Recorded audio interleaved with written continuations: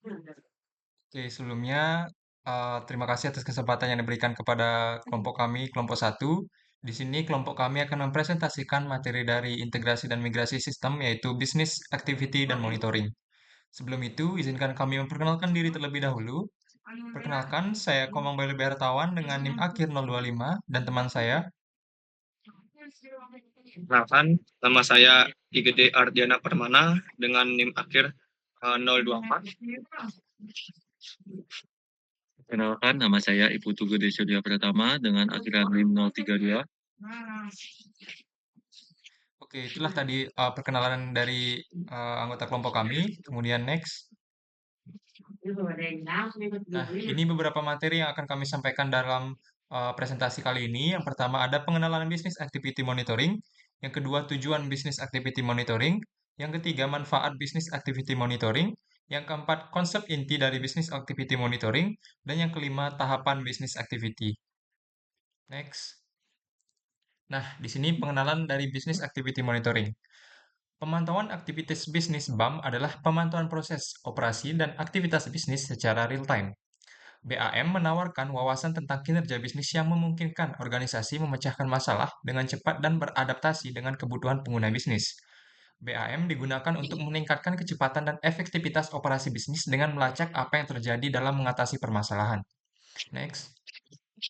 Dan tujuan dari Business Activity Monitoring yang pertama yaitu bertujuan untuk memberikan laporan yang komprehensif dan kumulatif tentang bisnis, baik antara bisnis afiliasi, bisnis ke bisnis, atau dalam satu perusahaan.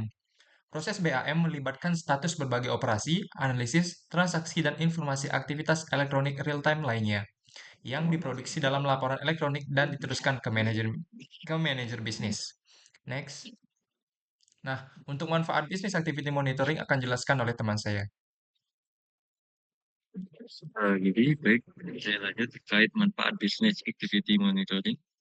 Nah, adapun manfaat dari adanya Business Activity Monitoring atau BAM, yaitu satu, memantau performa, yaitu melacak kinerja operasional secara real time. Kedua, ada merespon tren, yaitu mengidentifikasi dan merespon tren pasar secepat mungkin. Tiga, mengenali kompetitor, yaitu memahami strategi dan kinerja kompetitor.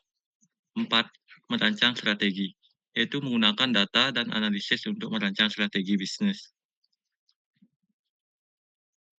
Selanjutnya, adapun konsep inti dari Business Activity Monitoring ini yaitu pertama ada data, merupakan informasi mentah yang dikumpulkan dari berbagai sumber. Itu terdiri dari komponen utamanya yaitu yang pertama ada field atau atribut. Ini merupakan elemen dasar seperti nama pelanggan, tanggal, atau total penjualan. Kedua, ada record atau instance. Itu merupakan kumpulan fields yang mewakili satu entitas atau transaksi. Tiga, ada objek. Ini merupakan suatu entitas yang lebih besar yang bisa terdiri dari satu atau lebih records. Terus yang keempat ada dimension. Itu merupakan kategori untuk mengorganisir data. Itu misalnya waktu, kategori, produk. Terus yang kelima ada measure. Itu merupakan data kuantitatif yang bisa diukur dan dianalisis seperti jumlah penjualan. Terus yang kedua ada data manipulation. Ini merupakan suatu proses mengubah dan mengolah suatu data untuk membuatnya lebih berguna dan mudah dianalisis. Ini melibatkan yaitu yang pertama ada measurement, itu merupakan mengukur pencapaian atau performa atau target berdasarkan kejadian nyata.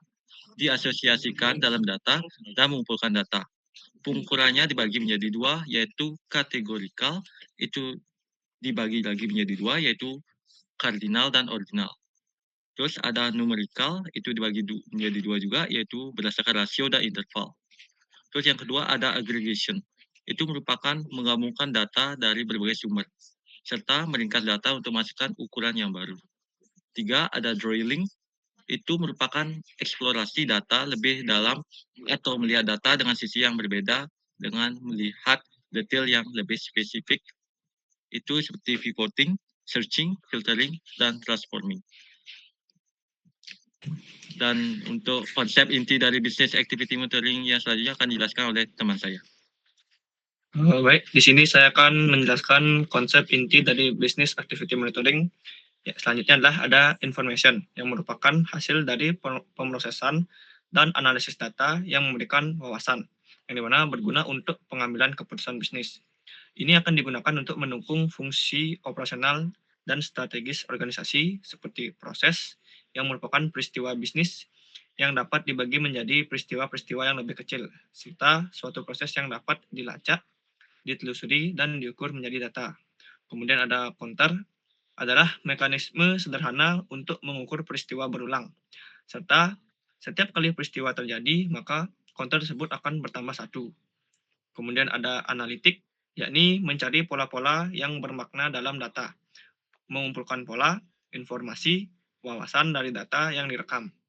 Kemudian ada business intelligence atau BI, yang merupakan proses bisnis teknologi untuk menganalisis data dan memberikan informasi yang dapat diambil tindakan yang akan membantu eksekutif, manajer, dan pekerja dalam membuat keputusan bisnis yang terinformasi. Kemudian ada operational intelligence atau OI, yang merupakan analisis secara real time dari proses bisnis untuk meningkatkan efisiensi dan efektivitas. Okay, next. Kemudian selanjutnya ada report, yang merupakan output dari analisis data yang memberikan informasi tentang kinerja, risiko, atau aspek lain dari operasi bisnis.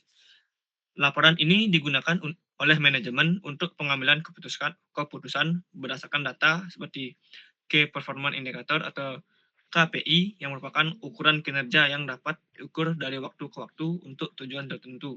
Kemudian ada Key Risk Indicator atau KRI, merupakan prediktor penting atas peristiwa buruk yang dapat berdampak buruk pada organisasi. Kemudian ada Business Indicator, yang merupakan metrik lain yang mungkin digunakan untuk melaporkan berbagai aspek dari aktivitas bisnis. Oke, next. Nah, ini selanjutnya ada tahapan business activity. Proses BAM melalui beberapa tahapan penting. Yang pertama adalah agregasi data, yang dimana dilakukan untuk mengumpulkan data dari berbagai sumber. Kemudian ada pengolahan informasi, yang merupakan tahapan untuk memproses data menjadi informasi yang bisa digunakan untuk analisis. Kemudian analisis dan pelaporan, yang merupakan analisis data untuk mendapatkan insight dan menyusun laporan berdasarkan analisis tersebut. Oke, mungkin sekian presentasi dari kelompok kami. Kami ucapkan terima kasih.